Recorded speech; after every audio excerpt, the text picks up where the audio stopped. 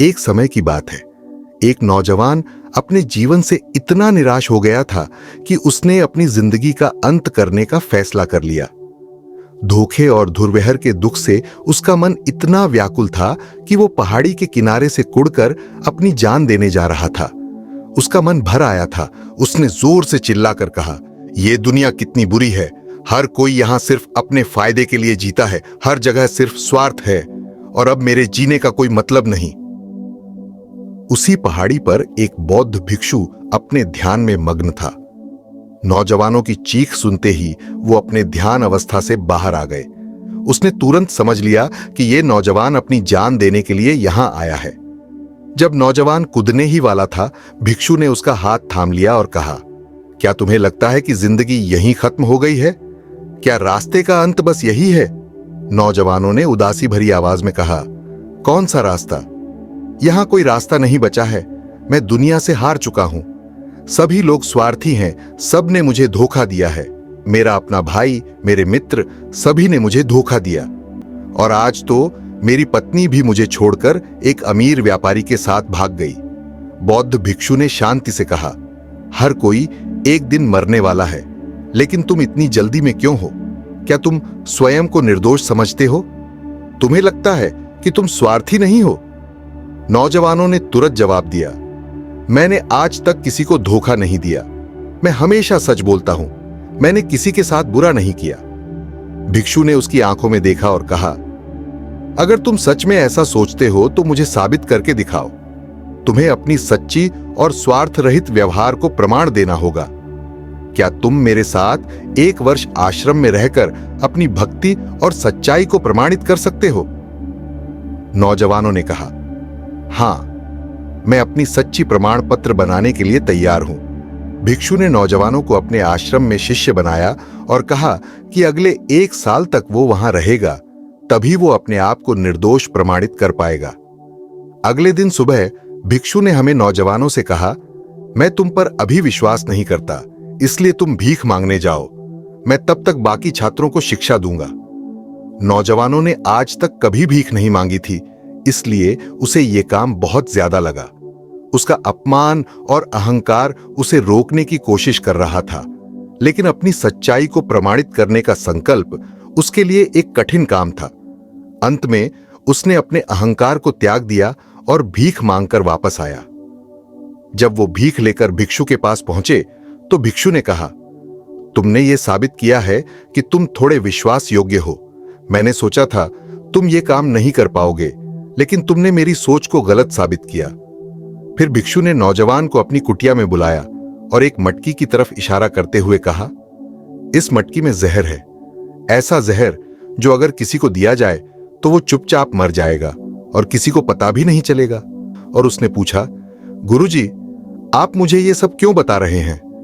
भिक्षु मुस्कुराया और कहा, "मैं बस तुम्हें ये याद दिला रहा हूं कि कभी गलती से इस जहर को इस्तेमाल मत करना।"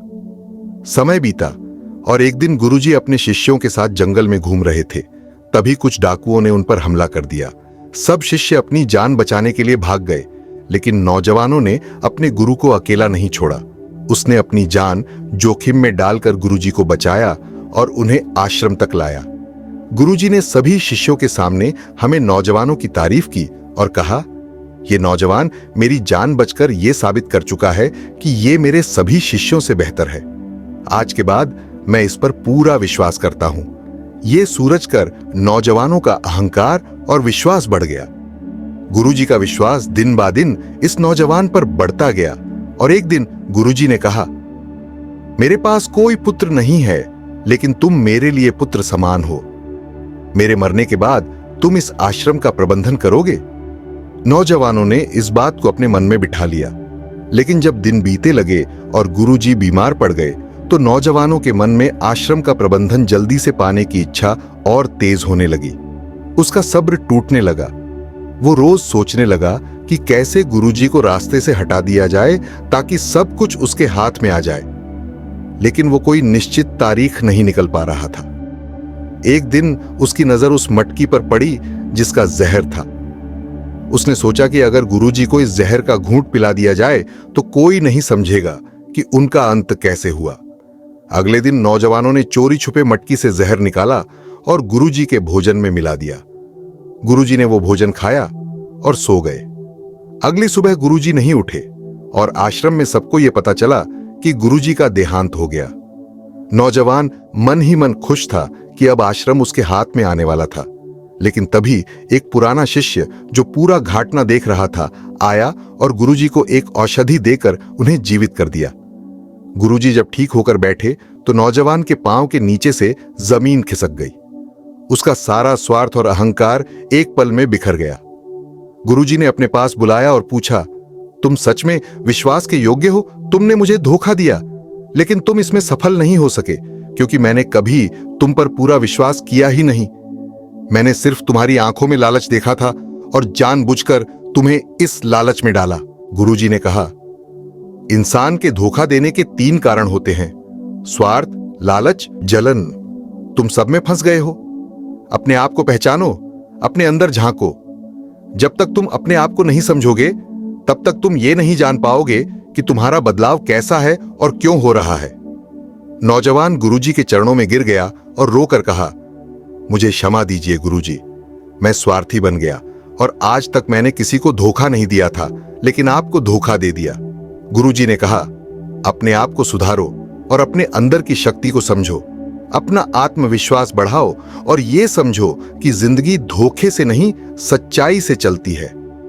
ये कहानी हमें यह सिखाती है, स्वार्थ और लालच के कारण हम बड़े से बड़े पाप कर बैठते हैं, लेकिन अपने आप का समय समय पर अवलोकन करते रहना चाहिए ताकि हम धोखा देने वाले रास्ते पर ना चल सकें।